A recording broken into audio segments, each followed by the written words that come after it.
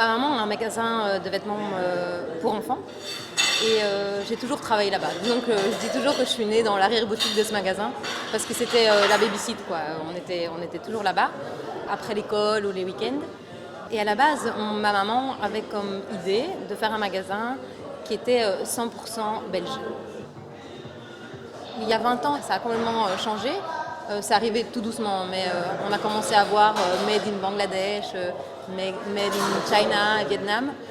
Et j'avais envie de savoir mieux, de savoir vraiment comment ça se passait pour ces habits-là. En étiquetant et en rangeant, des images se bousculent quand je déballe un ensemble de petites culottes. Un objet si anodin que nous portons chaque jour contre nous.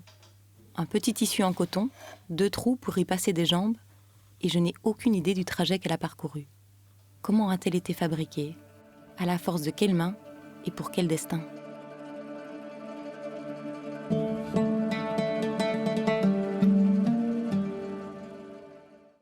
L'Ouzbékistan, c'est le 5e plus gros producteur de coton au monde. On a choisi ce pays-là parce qu'il y avait les conditions d'esclavage, etc. Mais aussi, j'étais en contact avec un fixeur qui est militant pour les droits de l'homme. C'est pas facile d'aller tourner là-bas parce que c'est une dictature très forte. Ben ismim Sayyara. Kim biladi? Bir pas eshitishadi, keladi, meni qidiradi. Bizda haliyam shunaqa so'z erkinligi yo'q. Aytib bo'lmaydi. O'shancha odamlar hammasi kerak bo'lsa orqasidan odam o'ldiraman, o'raveradi. Alloh taolam aytadi. Oqni oq, qorani qora deyish kerak. Men bular bilan ko'rishib, sizlar gaplashganimda men rosa xursandman. Chunki ichimdagi gaplarni aytdim, yengil bo'ldim. C'est une dictature qui n'a pas de contact avec l'extérieur et donc les gens sont complètement formatés. Donc on a d'abord rencontré plusieurs femmes pour parler du coton et en fait elles donnaient toutes les mêmes réponses. O'zbekiston paxtaga yaxshi-da. Paxtadan hosildan oylik berib turadi, pul. Terib topshirganimizga nima qiladi endi? Terib topshiramiz. Au niveau humain, c'est vraiment une catastrophe, mais aussi au niveau environnemental. Et la mer d'Aral est calée entre 5 pays, dont l'Ouzbékistan, et alimentée via l'Himalaya. Il y a 2 fleuves qui coulent jusqu'à la mer d'Aral. Sauf qu'avec ces monocultures de coton, ils utilisent toute l'eau pour irriguer les champs de coton.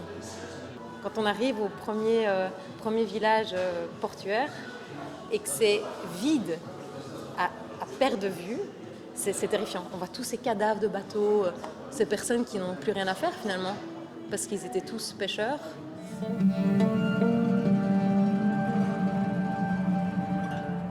Les ballots de coton sont donc emballés en Ouzbékistan. Alors ils ne mettent pas que c'est made in Ouzbékistan. Donc après ça part dans les trains. Et en tout cas, moi dans le film ici, ma petite culotte, elle arrive en Inde. On est allé filmer dans une région du Tamil Nadu. Et là, il y a beaucoup d'usines.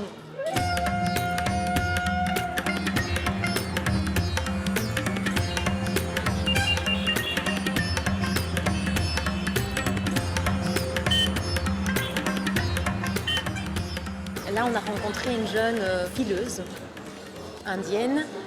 Elle est victime d'un système qui s'appelle les Sumangali. Ce système, c'est vraiment terrible.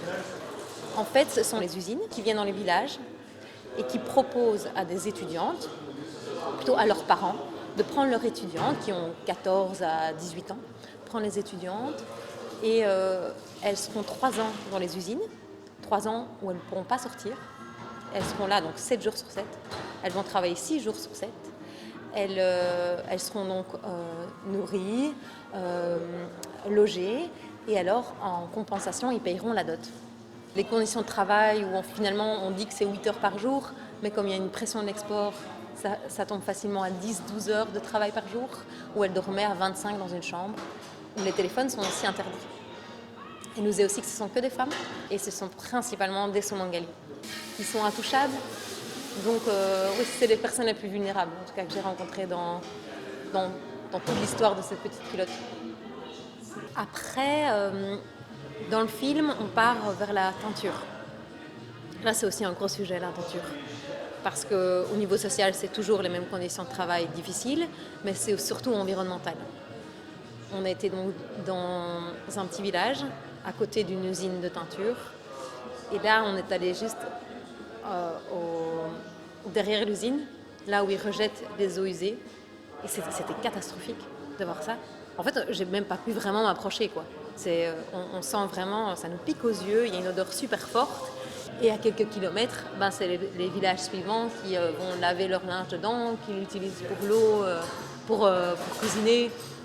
À la base, tous les villages dans cette région-là, c'était des villages agricoles. Et maintenant, il n'y a plus rien qui pousse. Tout le monde est esclave de ce système-là, finalement. அந்த மாதிரி பயப்படுறாங்க, எல்லாருமே பயப்படுறாங்க. ஸ்டெப் எடுக்கிறதுக்கே எங்கன்னா ஆள் இல்லை. யூனியன் ஆரம்பிச்சு கொடுத்தா இந்த மாதிரி நாங்களே ஆரம்பித்தாலுமே, அதாவது வந்து எங்களுக்கு ஃபஸ்ட்டு வந்து இது வேலை, நிரந்தர வேலை, அப்புறம் வந்து பென்ஷனு, அப்புறம் போதுமான ஊதியம். Le contact avec les femmes que j'ai interviewées était assez facile en fait. Rian est le deuxième cadreur, donc on était les deux caméras. Et c'est quelqu'un d'assez discret. Il a plutôt tendance à se faufiler comme une petite souris, prendre des plans assez larges et donc parfois on est en plein tournage et il est parti faire une balade et il revient avec des images de drone ou des plans larges.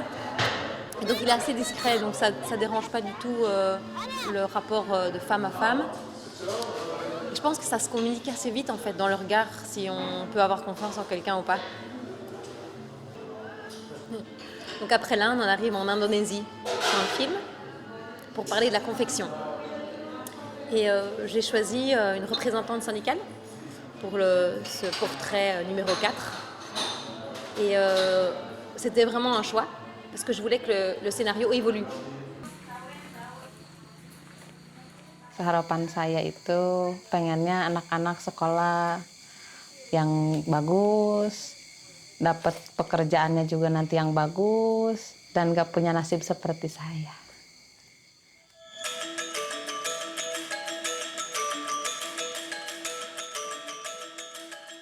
Avec Risma, on a beaucoup parlé des contrats de travail.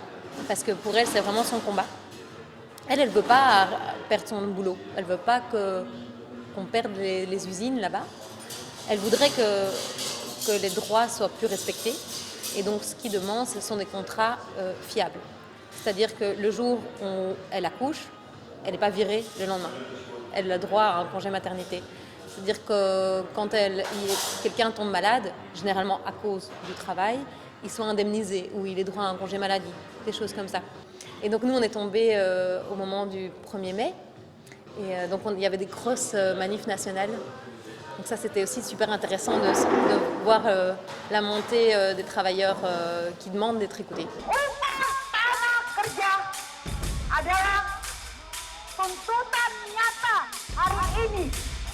Tuntutan nyata rakyat Indonesia ini. Kaum buruh ingin menuntut kepada pemerintah agar upah yang diterima bukanlah upah minimum, apalagi upah di bawah minimum. On n'a pas attendu d'avoir une interview pour leur poser toutes les questions. On partageait des repas et chaque fois avec un traducteur. Alors, on a souvent demandé que ce soit une femme, des traducteurs pour pouvoir parler entre femmes. Et donc le jour de l'interview aussi, on est super à l'aise. Elle ne pleure pas, elle n'est pas stressée. Elle n'a pas cette pression-là que parfois des équipes peuvent mettre sur les personnes interviewées. Donc c'est peut-être pour ça qu'on ne les voit pas tellement pleurer dans le film. En fait, elles racontent des choses terriblement dures, presque avec le sourire. C'est étonnant. Mais c'est ce que je voulais aussi montrer. Je voulais montrer que c'était des femmes fortes. Le 5e personnage, c'est ma maman, qui a un magasin de vêtements en Belgique. Donc là, on abordait la vente. Quand j'ai commencé mon commerce, j'avais 23 ans et j'avais envie de vendre des produits locaux. Les marques belges étaient vraiment, faisaient le dessus du panier. Et puis après, des pays comme l'Inde, le Bangladesh ont été notés sur les étiquettes et de plus en plus souvent. Je pense que qui était le plus difficile pour elle, c'était bien savoir qu'il n'y avait pas de jugement par rapport à son travail, quoi. Que c'est pas elle qui est responsable de ça, quoi. En fait, elle est maillon de cette chaîne et elle n'en peut rien. Elle aimerait bien que ce soit transparent. Elle aimerait bien que les gens soient payés et travaillent dans des bonnes conditions. C'est vrai que souvent pendant le tournage, j'étais assez déprimée. Je suis revenue assez noire de ce système mondial. Après, quand je suis dans les manifs, ici à Bruxelles, pour le climat, et ça lutte tout, hein, le climat, on prend tout avec. On prend aussi, le textile, c'est l'industrie la deuxième plus polluante au monde, donc ça rentre dedans. En fait, ça m'émeut super fort et ça me donne une énergie.